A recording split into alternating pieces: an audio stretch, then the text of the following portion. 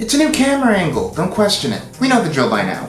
This is not the first video on YouTube.com extolling the virtues of my adventures with Superman, and probably not the first that you've seen either. Kinda seems like everyone loves this show, and with good reason. This isn't my first time talking about Superman as a property either, so some of you should know that I really love this character and have been less than pleased with certain recent iterations of him.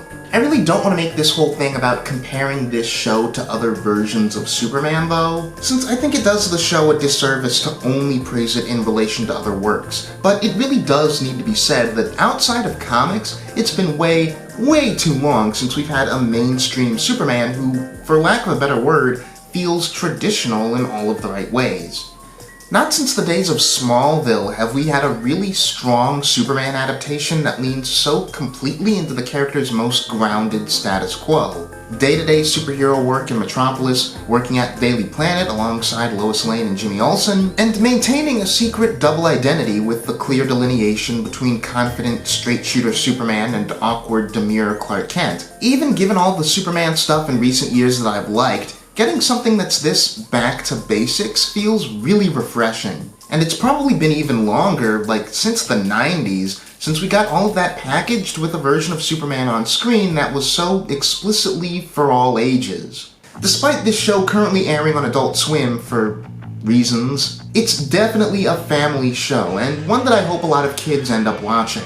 Jack Quaid is so far proving to be a great lead voice actor, catching all the nuances of a Clark who's still in the process of working out what his Superman persona actually is, and whose civilian identity is plenty capable of displaying strength and conviction when needed, but who mostly plays as very naturally nerdy and flustered. When you lay it out, it's actually a very nuanced approach to the character, and Quaid really sells it. I fully expect him to be someone who becomes the voice of the character for a generation of people watching this. Alice Lee does a similarly great job as Lois Lane, though her characterization is maybe one of the bigger departures from tradition in terms of the show's writing.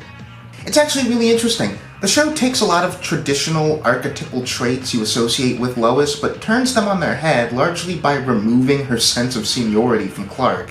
This is still the Lois who will sink her teeth into a story and never let go, who's impulsive and domineering with something to prove, and frankly, as always, she's straight up bullheaded. But she's also a Lois whose confidence falters, and whose relationship with Clark and Jimmy is much more of an equal partnership from jump. A Lois who much more openly values others' opinion of her, and one who's more likely than most versions to get ignored or called out for her lack of tact. Clark and Lois's relationship is really what makes the show, to the point where I wouldn't be shocked if the minds behind it had the idea of that relationship dynamic first, and then built out the whole rest of the show around it.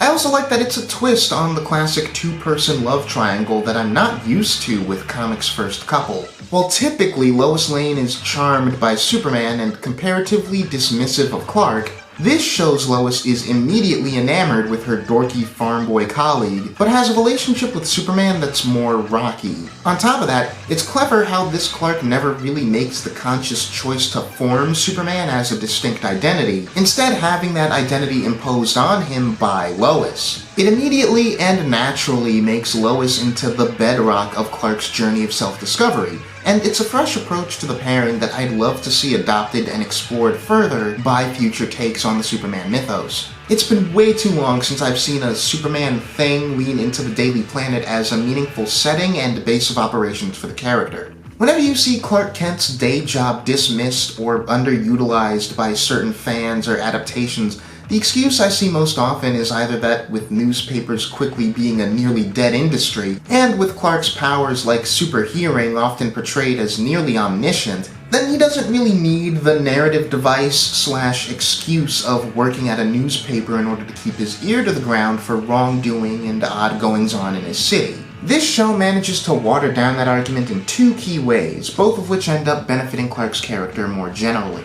See, Clark in this series is pretty new to really using his powers, to the point that there's several abilities he hasn't yet unlocked, and it's implied super hearing is one of these. That immediately gives the journalism job some plot utility, but what that also ends up meaning is that Clark gets into the field of journalism in the first place, not because it's helpful to his Supermaning, but because it's something that he wants to do.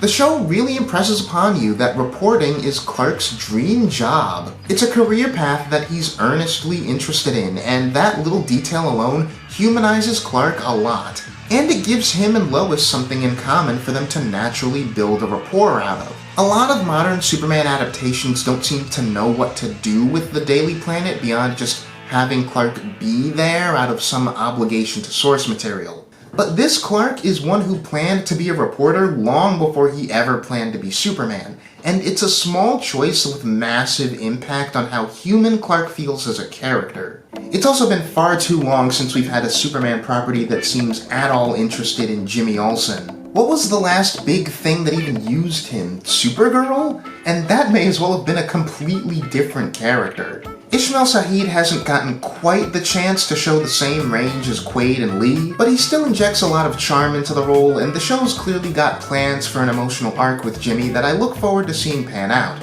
As it stands, he makes a perfect mediator for Clark and Lois, sharing the former's emotional sensitivity and the latter's enthusiasm and confidence. Granted, the show's not perfect, and its biggest issue for me is aesthetics. When it's time for a fight scene, the animation tends to pick up, but outside of those moments, it's an incredibly stiff-looking show most of the time. Definitely the cheapest looking of all the shows that I've talked about so far in this series of videos. In terms of designs, the show also leans super hard into the segmented armor look for most of its costumes, and that's never really been my speed. It's especially annoying on Superman himself, whose design I think I'd outright love if not for the dumb torso lines that create this arbitrary section of dark blue. I sorta get why we do this in live action movies, but superhero animation in particular really doesn't have a reason for all the segmenting, and Superman's costume specifically always does best with pure, solid colors. It's a shame because I like how the Rogues Gallery has been handled so far on paper. Having them all utilize tech from the same place is great for the story. It allows for a nice sense of gradual escalation as our heroes get closer and closer to solving a central mystery. I just wish it didn't create a bunch of villains who are so visually of a piece, when part of the fun of Superman's rogues for me has always been that they're a bunch of weird, distinct-looking oddballs. But really, truly, I can overlook it. I'll always love a Superman adaptation that emphasizes the man as much or more than the super, and so far my adventures with Superman pulls it off with aplomb, and even with the aspects of it that don't totally soar, it suits the growing pains nature of Clark's story. What really matters is that I'm invested in this Clark, this Jimmy, this Lois, and their surroundings. And only 4 episodes in, I want to see things like the aesthetic and animation improve, because I feel like it could truly be one of the greats if it does. Have you seen the show? If so, what do you think? And if not, has this video changed your mind? Let me know in the comments, like, subscribe, blah blah blah, see you in the future.